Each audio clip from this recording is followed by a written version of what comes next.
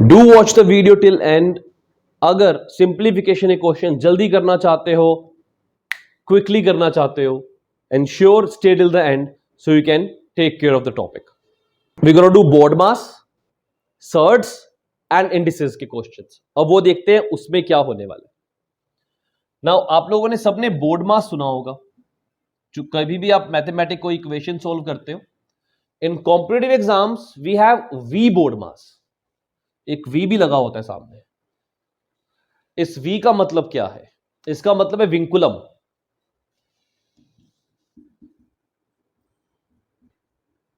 It's a बार।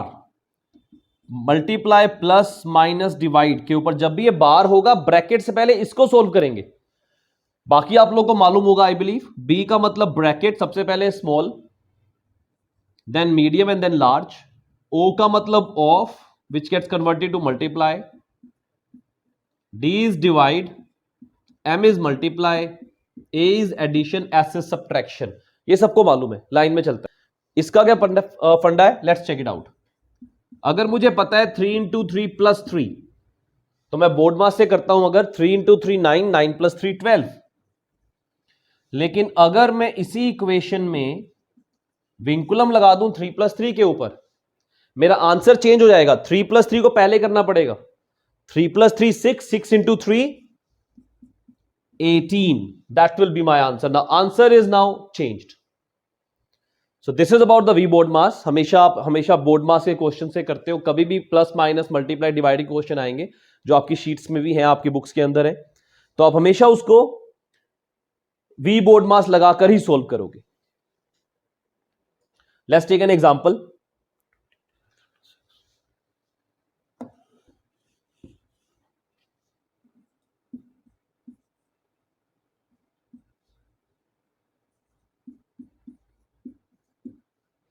अगर मुझे solve करना है 4 इंटू 18 डिवाइड 6 प्लस 3 माइनस 5, तो मैं इसको left to right 4 into 18 72 divide by 6 plus 3 minus 5 नहीं करना चाहिए मुझे। मेरा आंसर गलत हो सकता है। व्हाट आई विल डू, मैं सबसे पहले करूंगा 18 divide by 6, that will be 3। Then I will do multiply 4 into 3 12, 12 plus 3 15, 15 minus 5 10 will be my answer. आपके क्वेश्चन में रीजनिंग की बुक्स के अंदर भी है और क्वांट की बुक्स में भी है। रीजनिंग की बुक में आपके पास कोडेड ऑपरेशन करके टॉपिक है, उसमें बोर्ड मास का यूज होगा। क्वांटिटेटिव के अंदर आपके पास सिंप्लीफिकेशन का टॉपिक है, कैलकुलेशन टेक्निक का टॉपिक है, उसके अंदर ये बोर्ड मास यूज होने वाला है। Any doubts in solving board mass? Because ये बहुत छोटे होते से आप लोग करते हो, तो I don't want to spend much time. क्या ये क्लियर है हमें? तो आगे चलें। Do subscribe, comment and like. If there's any topic you guys would like us to take, let us know so we can help you out. Great. Now after V board mass we have surds. Surds क्या होती है? Square root, cube root, उसको हम surds बोलते हैं। SURDS, surds. Sign क्या होता है जी? This is the sign of this. Now यहां पर हम एक n लिख देते हैं। इस n का मतलब क्या होता है और अंदर लिखते हैं a। Now what does it mean? इसका मतलब है a raise to power 1 by n। जो यहां पर n है वो पावर है इनवर्स में 1 बाय n। कुछ रूल्स हैं, लेट्स अंडरस्टैंड दैट। अगर n root a plus n root b करना हो, तो मैं कभी भी उसको n root a plus b नहीं लिख सकता। I can't do that. Let's say for an example, अगर मैं लिखता हूं √2 plus √3, that is not equal to √5, वो नहीं होता। I hope you guys understand that. ऐसे ही minus,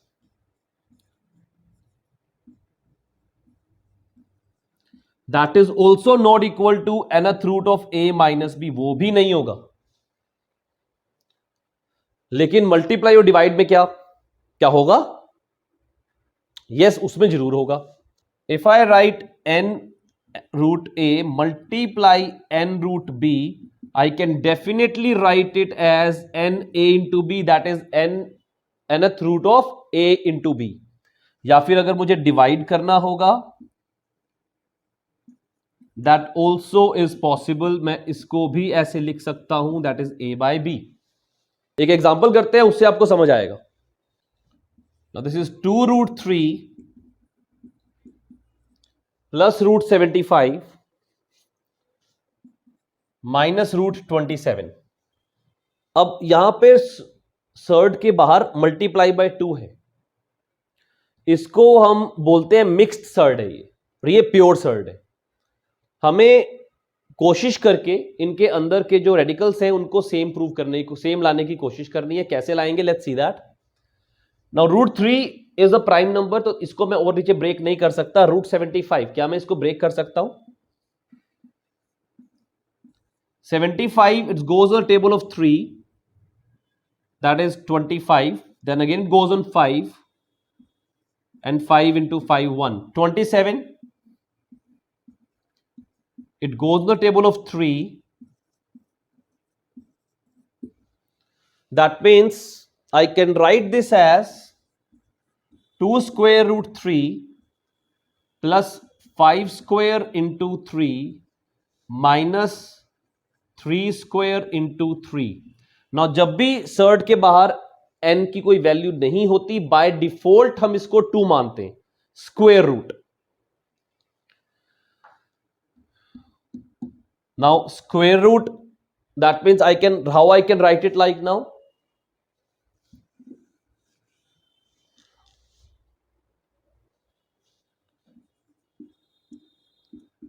now I may write it as √5 का स्क्वायर मल्टीप्लाइड बाय √3 माइनस √3 का स्क्वायर मल्टीप्लाइड बाय √3, जो पिछली प्रॉपर्टी थी हमारी, जो मैंने रब की है अभी।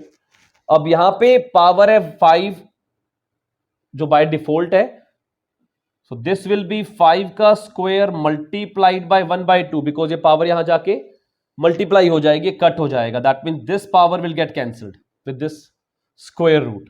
यहां भी ये स्क्वायर रूट इस स्क्वायर से कैंसिल हो जाएगा। I will get 2√3 plus 5√3 minus 3√3। मैं यहां पर इनको ऐड नहीं कर सकता, माइनस नहीं कर सकता, क्योंकि मेरे पास जो सर्ड्स हैं वो प्योर सर्ड के अंदर जो नंबर्स हैं वो मैं और आगे अभी प्राइम फैक्टराइजेशन के थ्रू उसको छोटा कर सकता था, and they were not same first of all. अब ये सारे अंदर सेम है, √3 √3 √3। अब मैं इनको plus minus as per the BODMAS कर सकता हूं। 2 + 5 7, 7 - 3, the answer comes out to be 4√3। एक एग्जांपल करते हैं मल्टीप्लाई डिवाइड वाला, that is 3√15 multiplied by 2√5 divide by 5√3। तो इसको कैसे कर सकते हैं, 3√15 इंटू 2√5 डिवाइड बाय 5√3, मैं ऐसे लिख सकता हूं। जो बाहर नंबर है उनको आपस में मल्टीप्लाई करो, that is 3 into 2 6 √15 into 5 divide by the outside have 5 √3। now this is 6 √75 by 5 √3। this further can be written as 6 by 5 √75 by 3, which is 3 into 25। that further can be written as 6 by 5 into square root of 25, which is 6 by 5 multiplied by 5। That means the answer is 6। तो अब मेरे पास multiply और divide था, तो I could multiply, I could divide. मैं अब इसको cancel out भी कर सकता हूं और मल्टीप्लाई भी कर सकता हूं, चाहे वो नंबर्स अंदर अलग अलग थे, मैंने उनको कोई प्राइम फैक्टराइजेशन से कुछ सोल्व नहीं किया। I have solved it here after cutting it up, ताकि मैक्सिमम चीजें कैंसिल आउट हो जाए। नाउ सर्ड्स में एक और चीज होती है, रैशनलाइजेशन। नाउ रैशनलाइजेशन का मतलब क्या होता है, what do you mean by rationalization? Rationalization का मतलब है जो मेरा न्यूमरेटर डिवाइड बाय डिनोमिनेटर है, क्वेश्चन में डिनोमिनेटर के अंदर स्क्वायर रूट है, मुझे वो स्क्वायर रूट वहां से हटाना है। उसको हटाने के लिए व्हाट वी डू, मल्टीप्लाई जो भी मेरे पास इक्वेशन डिनोमिनेटर में होती है, हम उस पर सिर्फ साइन चेंज करेंगे, that's it. That means I can write it as √7 minus √3 divide bye √7 minus √3. मैं इनको मल्टीप्लाई कर सकता हूं बिकॉज आपस में कैंसिल आउट हो सकते हैं, तो मेरी सेम इक्वेशन आने वाली है. So now what we have to do, ऊपर मेरे पास मल्टीप्लाई होता है 4√7 माइनस √3 ब्रैकेट, नीचे है मेरे पास √7 plus √3 multiplied by √7 minus √3. Now this is algebraic formula a plus b into a minus b. एक algebra में हमारा फॉर्मूला होता है that is a plus b into a minus b which is a square minus b square. That means this I can write 4√7 minus √3 divide by √7 square minus √3 का square. Now ये square root है, cancelled out. 7 minus 3 is 4. 4 से 4 cancel. The answer I get 7√7 minus √3. Denominator गायब.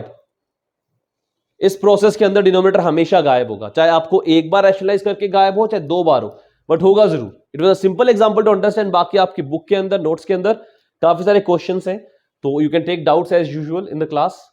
Let's understand indices. Indices होता है powers. Now indices में कई हमारी प्रॉपर्टीज होती हैं. We have to understand those properties. Let's pay attention towards that. The first property we have, किसी भी नंबर की अगर पावर 0 है तो उसकी वैल्यू हमेशा 1 होती है. एनी नंबर यू हैव, 500 ले लो, 5000 ले लो, 5 लाख ले लो, उसकी पावर 0 कर दो, पूरा का पूरा नंबर आपका 1 हो जाएगा. पावर जो थोड़ा सा ऊपर राइट हैंड साइड में ऊपर लगाते हैं, that is the power indices बोलते हैं इसको. The second property we have, अगर मैं लिखता हूं ऊपर a raised power minus m, जो पावर है वो नेगेटिव में है, तो I can simplify it by writing 1 by a raised to power m. For example, if I write 2 raised to power minus 3, I can write it as 1 by 2 raised to power 3. I can write it as 1 by 8. Just an example to understand. जो root था मैंने वो आपको पहले ही समझा दिया था. अगर nth रूट ऑफ a लिखा होगा, that means a raised to power 1 by n होने वाला है.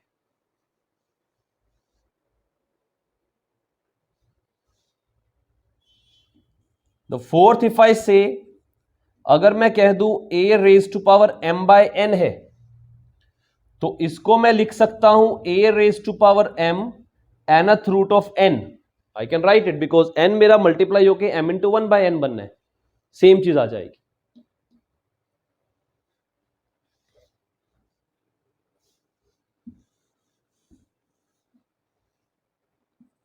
Fifth property, if I right a raised to power m into b raised to power m, मतलब बेस मेरे अलग अलग है बट पावर सेम है, तो मैं बेसिस को मल्टीप्लाई करके पावर m लिख सकता हूं. For example 2 raised to power 3 into 3 raised to power 3 is equal to 6 raised to power 3. चाहे आप प्रूव करके देख लो. 2 raised to power 3 into 3 raised to power 3, that is 2 का क्यूब 8 into 3 का cube 27, that is 27 into 8, 8 into 7 56, 5 reminder 216, और 2 into 3 6 का cube वो भी 216. तो I don't need to do the long calculation, I can use the property.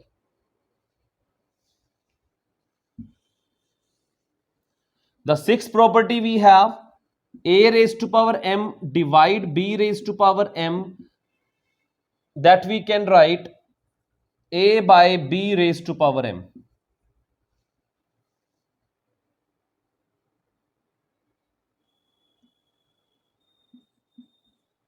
Now if I have a raised to power m into a raised to power n, now मेरा base same है और power अलग अलग है. In this case what I can do, अब मैं इसको लिख सकता हूं a raised to power m plus n. See the difference. Difference देखो ध्यान से, यहां पर पावर सेम है, यहां पर पावर्स अलग, यहां पर बेस अलग है, यहां base same. So that is why we are adding the powers. Eighth property, a raised to power m divided by a raised to power n, that is a raised to power m minus n. Ninth property, a raised to power m की अगर ऊपर power n है, मतलब यहां पर अगर ये सामने ही है तब तो ये मल्टीप्लाई हो जाएगा, a raised to power mn होगा. लेकिन अगर a raise to power m की ऊपर पावर भी n है, that mean this is a raise to power m raise to power n, फिर ये m की भी पावर बनने वाला है. There are 10 properties which you should know.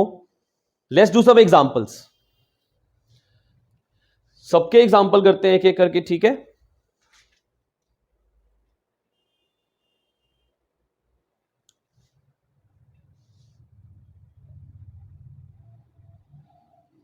a raise to power 0 की जगह अगर मैं यहां पर लिख देता हूं 7 रेज टू पावर 0, वैल्यू 1. ये मैंने आपको प्रॉपर्टी ऑलरेडी समझाई दी थी. लेट्स से a अगर 2 है, 2 की पावर -3 है, तो this gonna be 1/2 raise to power 3. यहां पर if I write this as 3 and this as 5, तो a बन जाएगा 5 raise to power 1/3. This if I have 3 raise to power 4/5, तो यहां बनेगा 3 रेज टू पावर 4 और nth रूट में 5. इसका भी एग्जांपल हमने कर लिया था.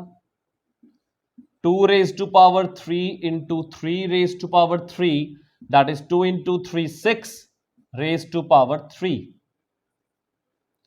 यहां पर ले लो 7 raise to power 2 divide by 3 raise to power 2, मतलब जो मर्जी लो, आपकी मर्जी है, क्योंकि प्रॉपर्टीज का मतलब ही यही है.